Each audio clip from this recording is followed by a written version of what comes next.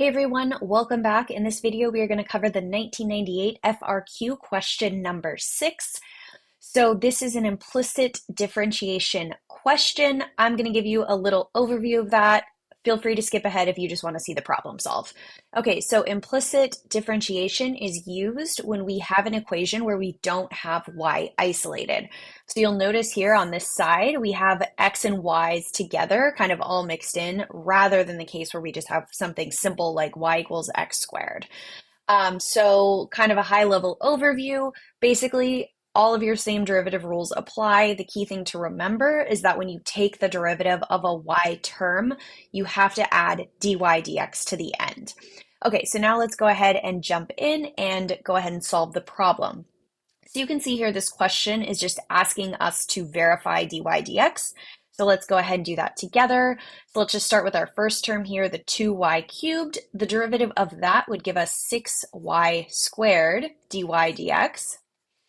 Here for our next term, our 6x squared y, we have to use the product rule. I just have this memorized as the first times the derivative of the second, which is dy dx, plus the second times the derivative of the first. Again, however you have that memorized is fine. That's just the way I have it memorized in my mind. Okay, and then moving on here, negative 12x squared gives us, as the derivative gives us negative 24x, and then the derivative of 6y is 6 dy dx equals the derivative of 1, which is 0. Now, looking through this, our next step, we're going to have to isolate on the left side our dy dx. So let's go ahead and do that first. So I'm going to kind of regroup these terms. So everything with dy dx is going to go on the left. Everything else I'm going to bring over to the right.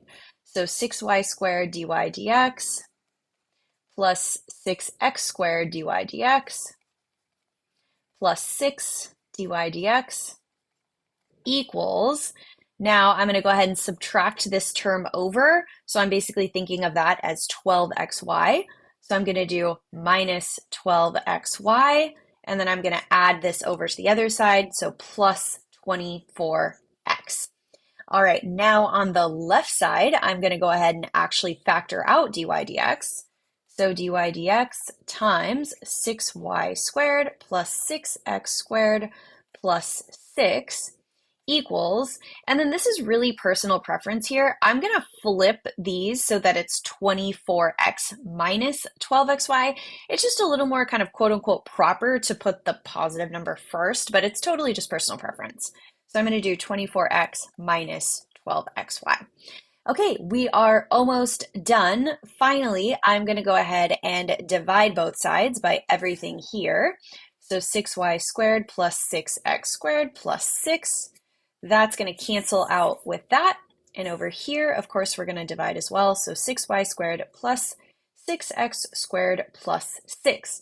Now I'm just going to do a quick check and make sure I'm on the right track. It looks like we are doing good here. All we have to do from here now is we have to simplify everything down by a factor of 6. So the long proper way would be to do this. So I'm going to do 6 times 4x squared minus 2xy over 6 times y squared plus x squared plus 1. And then I'm going to cancel out my 6's. Many of you are probably comfortable enough with this step to just kind of do it this way where you're just dividing 6 out of each term, but I did want to show you the longer way of doing that. Now let's just double check it to what they gave here. 4x squared minus 2xy over x squared plus y squared plus 1. I just have those in the reverse order, but it's the same exact thing. All right, excellent. Thanks so much for watching, and I will see you in the next video.